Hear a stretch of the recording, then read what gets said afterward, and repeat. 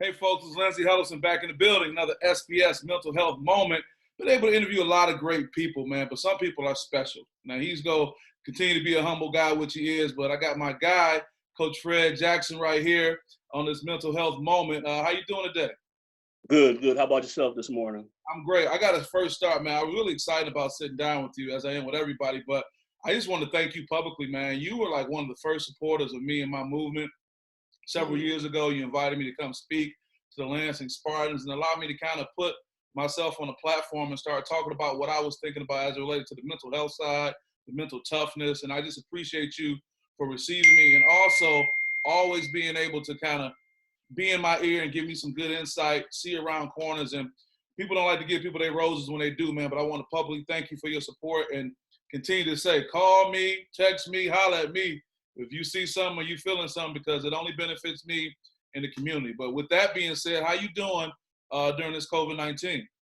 Hey, man, we're doing as well as we can, missing the AAU basketball circuit as everybody else is, but, we're doing the best we can during these times. Yeah, that's it. So as you sit back right now and also being a sports administrator, with the work you do with the high schools, talk about what the transition has been like for you, Coach, with just shutting things down and also what you're foreseeing has to be done to kind of help us get through this and be better when we get on the other side of it from a sports standpoint and also a mental health standpoint. Well, I think that a lot of things are going to change. It's just a matter to see what's going to be put in place and kind of adjust to it. Me, I adapt to anything. Change is not always bad. The important thing is to make sure that everybody is healthy and safe as we continue down this road to getting back to a little bit of normalcy in our daily lives. Yeah, when you put your AD hat on, when it comes down to setting things up, what do you kind of foresee? I won't even put the timeline on you because I guess no one knows, but when we first get back to sports, do you see the social distancing being in full effect? How does that work for some of the facilities you've been experiencing? Just what's your thought? Right now, everything is just kind of up in the air, just waiting to get direction from the powers that be to see how things are going to go, because there's a lot of unknowns right now. Everybody's trying to figure it out. Who would have ever thought we'd be in a situation like this where school would be canceled, there'd be no spring sports, the high school state championships didn't get played, a lot of different things that, people like us who are involved in sports never thought would have happened.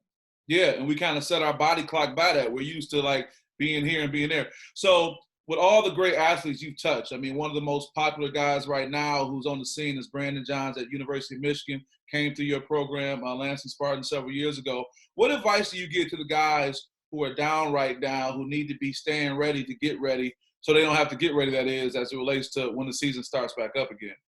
If you stay ready, you don't have to get ready. Take this time. It's very valuable for a lot of young athletes because they're always grinding. They go from sport to sport to sport. Some of them sports specialized. So I'm real big on rest. A lot of times when we have long tournament runs, we usually practice on Mondays, but excuse me, I usually cancel practice because I want their bodies to rest and recover, because it takes such a pounding and then it just leads to injuries and different things down the line. Try to get them as healthy as possible. But right now, get outside, get your work in. You don't need a basket, to work on your ball handling. Ball handling drills are extremely important. It's something that I've done with, every kid that's come through our program. Do your ball handling drills, do your push-ups, work on your core strength. Anything that you can do to help yourself. Do a lot of reading. Right now for young people, it's a good time to watch film and look at, what are your strengths and your weaknesses as an athlete. Brush up on the academic stuff. Take time to, kind of adapt to the distance learning that's going on, because it might be something that's going to take place in the future. No, that's right. We may be the Jetsons for sure. As we always have those athletes that we talk about who seem to be peaking and doing really well around this time of the season, we also have those who've had some setbacks, whether it's academically, socially, or just can't get right. You know what I'm saying? So what advice do you have to the ones who have the potential of digging themselves a hole and they need to work to really get themselves out of it right now? Well, right now, is a perfect time to reach out to your coach, a family friend, or a mentor, somebody who can help you through these things. There's still a lot of great resources out here to help young people, not only athletically, but academically also. So reach out to somebody who can help you, lend you a helping hand. And a lot of times, young people just want somebody to listen to. Yeah, I was talking to Coach Lamonte Stone of River Rouge yesterday over the past 2 days. Yeah, some great discussion. Yeah, thank you. And we got to talking about recruiting and the landscape and how that might change. Someone like you who've kind of touched on a lot of things, seen a lot of guys have their, experience, go from high school to college and beyond. What do you think recruiting is going to be like going forward? It's going to be tricky. Honestly, once things get back to normal, I don't think it's going to change that much. Okay. There'll be parameters and stuff put in place for the NCAA. A lot of it just depends on, if we're going to have a college football season, what's going to happen. One of the downfalls to the recruiting right now is you can't get kids on campus, whether it's for visits, whether it's for 7-on-7 with high school football. One of the biggest thing for me is exposure to young men, young athletes. Get to places that they may have never been before, because that could be the thing that changes their lives. That's a good point. As well as you being hands-on with the athletes, as an administrator of a program, you also have a unique relationship with parents. And that's probably one group I haven't really delved into, and maybe that's something I can do going forward. What advice do you have to parents during this time who are home with their kids, who are budding athletes? I mean, just, what can they be doing right now to better help them? Or are there some things the parents could be working on to kind of self-correct that they may have been dealing with early in the season that they can kind of fix now? Take time and talk to your student athlete. One of the things I did early on during the quarantine is, we were going to have tryouts. I think they closed school that Friday. We were having tryouts that Sunday. So a few weeks ago, I did a Zoom call with all my guys. We sat. The one thing you don't realize, some of these kids have been playing with each other since they've been in the third grade, so they were all happy to see each other because, the sense of normalcy they have by being with each other this time of year. Talk to some of the parents over Zoom. My coaches, we've all been in contact with each other, just trying to figure out how things are going to go. I text my parents a lot of times just to check in to see if there's anything I can do, because, things are changing, and it's hard because we get so used to getting in a normal routine of during this time of year, this is what we're doing. We're all together. The beautiful thing about, running the AAU basketball program, the parents become family at some point. So, it's not just a player coach or, hey, we're playing for this program. It's a family. We always say Spartans on 3, family on 6. That's just what we do. No, that's good. And I'm kind of taking advantage of your broad experience. You talk about the family aspect. So if you had an issue with the parent because of that relationship, you probably could pull them to the side and do it. Let's talk about the bigger issue with parents in sports. That's kind of been a big issue, but it kind of died down because of what we're dealing with COVID. Going forward, you talk about the parent living vicariously through their kid and the overzealous parents. What's your take on what may be going forward with how the parents have been? Maybe it'll slack up a little bit, or maybe it even increase. I think sometimes it's going to increase because there's going to be more of a sense of urgency. Excuse me. Luckily for me, my guys are freshmen, so it's not really a bad thing. Yeah, it hurt because you don't get those reps in, but you'll see a sense of urgency from parents. The one thing is your kid will get recruited where the college coaches believe that they have the ability to play. People always talk about exposure. The one thing for me is you want exposure early, but you don't want to get overexposed. You know what I'm saying? Talk about you don't that. want damaged goods. You want to be able to, go throughout the process, develop. So then when you get the opportunity to get on the larger stage, you're ready. Okay, that's really good stuff. So for the parent who may be experiencing this for the first time, this is the first time that that their youngest is, at this point, how do you help a parent who may be very excited about helping their kid be successful, but also tell them to kind of manage expectations and manage their actions so not to hurt or hinder the kid's progress? I mean, it's extremely difficult because, parents always seem, well, my kid's going to go play Division I basketball or football or track or whatever it may be. They say this in 5th grade, just period. You go play Division I sports. A lot of things come into play. You have genetics, a lot of times dealing with a lot of college coaches in the past, they just look at the kid's frame. They look at the parents, how tall are the parents? It's just a process.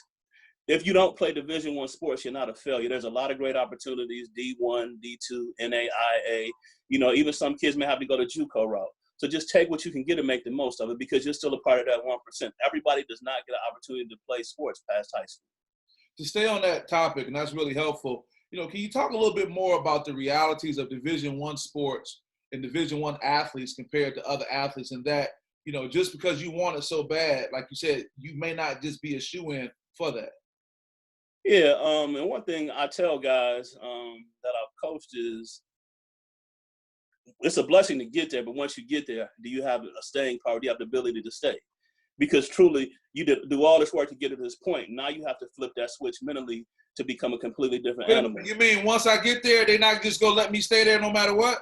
Oh, you know how it goes. Hey, that's why you see, a lot of different transfers for different reasons. But, in our program, we've been very fortunate to have a few guys play Division I sports. So, we stay in contact with those guys and talk to the families and stuff. But the one thing that people don't realize is you get there and it's hard. It's not easy. You haven't arrived. You're coming in as a freshman again, and now you have to, you have earn, not given. Everything is earned. Nothing will ever be given to you. So now you have to go into grind mode. And not only that, everybody thinks about the sports part of it is the academic piece. How do you adjust to going to class? You have to be up at a certain time. One of the athletes who is currently in college that I coach told me, he said, look, Coach, I don't play Division I basketball. He said, but I still have to be up at 5 a.m. in the gym, not on my way, in the gym ready to go at 5 a.m. So, you have to be very disciplined and regimented in order to do that, those things. So when you talk about that D1 expectation, not on my way to the gym at 5, in the gym ready to go at 5, and you have parents and other supporters who want this for the kid, but they may not really have bought into that lifestyle, how difficult is it sometimes when they realize that they may not have met that expectation and it may not work for them? I mean, man, sometimes people have to make change. The one tough thing about, being in a small community like Lansing is if you have a kid who's playing college sports, everybody is watching to see what happens. Mm-hmm. And sometimes young people might bump their head, things may happen, but instead of tearing them down as a community, we need to pick them up, brush them back off, and help them figure out what's going to happen next. Because the one thing that you and I both know is there's a lot of people in this community who are connected to people who want to see young people be successful. Right. You said a word earlier that can be considered, a controversial word. And some guests, I probably wouldn't go there, but I know you can handle this. Transfer and transfer portal. What's your thought on transferring? Is it never an option? Is it always an option, or it all depends? I mean, you don't know what's personally going on with a young athlete. So, it's always an option. People have to do what's best for them. You can never second guess somebody making a decision what's best for them and their family. That's what it's all about. Even when you choose to play for, different programs and things like that, parents have to make decisions on what's best for their child. And sometimes, we may not be best for them. The university may not be best for them. This JUCO may not be best for them. So they have to make a choice on what's best for them, for them in their future. Yeah, I think that's really good. But you also made a good point, too, when you said D1 or bust doesn't mean you're a failure if you don't make it. But also it's key how the community responds to the kid that makes a transition, that does something different. Because I think part of the mental health challenges a lot of young people face is that, what are people going to say to me? How am I going to be treated? And now with social media, you can easily get blazed by somebody on a keyboard. What's your thoughts on that? And usually a lot of people that are doing the blazes have never played any sports. It's easy to sit behind the keyboard and criticize young people and young athletes. At the end of the day, these are 16, 17, 18, 19, 20-year-old young people. Fortunate enough for us, when we were that age, the mistakes we made weren't always made public. You know what I mean? So it's important to have a support system, because with anything in life, nobody's going to like anything that you do. There's always going to be somebody out with something negative to say. So I think a lot of times it helps young people mentally and emotionally to understand that everybody's not for you. No, that's a good point. Before I let you go, can you talk a little bit more about your expectation for the Lansing Spartans, what you see going forward, even just to recap what you guys have kind of accomplished for people who don't know about your program and what the future may hold? And we have roughly about 25 to 30 athletes playing college sports right now. Wow. Special group with Coach Edwin Jones, I think back in 2013, won the national championship at down at SPS Fieldhouse. I think all 9 or 10 of those guys are playing Division I sports except for one. Wow. And the other one is going to Michigan State University to get his education. So, all success stories then. Yeah, all success stories. One thing I always tell my young guys, tradition never graduates, So no matter what, when you see a kid that you see on TV that came from our program, there's always going to be love there. Go in the future, just continue to build a consistent program and have quality coaches and quality men around these young people. That's truly what it's all about. And it's bigger than basketball. It's not about, okay, how many tournaments did we win or this and that. It's great memories for the kids, but at the end of the day, what does it really matter? Because we're trying to prepare them for life. Sports teaches you discipline. How do you deal with adversity, to be a team player? You have to have the ability to bounce back, and you have to have the ability to adjust. Yeah. So you get into different environments in sports and different situations where, okay, mentally you have to say, all right, what are we going to do? How are we going to fight through this?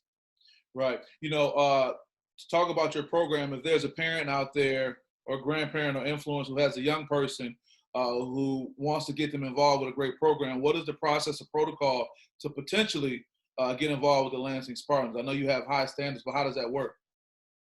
We usually have open tryouts, and then we have a website, LansingSpartans.org, a Facebook page also. So just reach out and send a message. We field a lot of questions from parents and families. Right now, I think this past year we would have had 4 or 5 teams: 3rd grade team, 8th grade team, my 9th grade team, and a 17 and under team. So we're always looking to add different teams, different age groups to our program. Just try to continue to expand and develop a good quality product in the community and in the Midwest. That's great. All the stuff you've been saying has been so great, and I know people are going to benefit when they hear it. But the final thing I want to ask of you, the reality that the reason why we're doing this via Zoom and not face-to-face and chopping up like we normally do is because of the COVID-19. Can you give our listeners just some inspiring words on how to manage with this COVID-19? And I need to ask, has it impacted your family in a close way in any way? And if so, how are you dealing with that?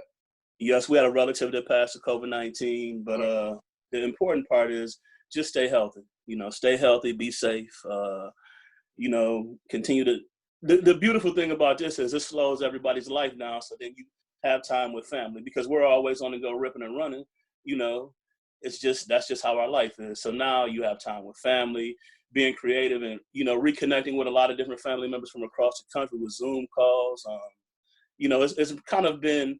And one thing I've talked to people about is we have to continue to do these things moving forward, because it's very beneficial. We have to use the technology and the things that are put in place to continue once life gets back to what everybody thinks is going to be normal. Yeah, it's funny you say that, because as everybody's waiting for the green light, or as they say, for the switch to start to change, the dial to move, and we work our way back. I think, man, once people really get out there, they'll be like, I want to go back to what I was on. I want to go back to family time and laying low and kind of cut the circle of people down a little bit and all those things. What do you think? Yeah, I agree. It's, you cut the circle because, we're living in uncertain times right now. So family is always the most important thing. Right. Well, what a great way to end. Got Coach Fred Jackson here, not just a coach, but a pillar in the community. Always a wise word to share. If someone is seeing or learning about you for the first time, I hope they take advantage. Look up the LansingSpartans.org. The website and on Facebook, but also definitely reach out to you. Again, I appreciate all your support, man. I can't wait till we get a chance to get out there and get it going again. But if not, we always got Zoom and the text and the phone call away. Hey, man, I appreciate you. I appreciate you always being consistently a part of our program, coming to watch my guys play, always giving them kind words and supporting the program, man. I really appreciate you. Continue to do good work in the community like we always talk about. Continue to be on the cutting edge and doing different things and being creative. I appreciate you, brother. But with that, I'm going to let you go, and we're going to catch up next time. We got Coach Fred Jackson here. All right, thank you. Have a good day. You too.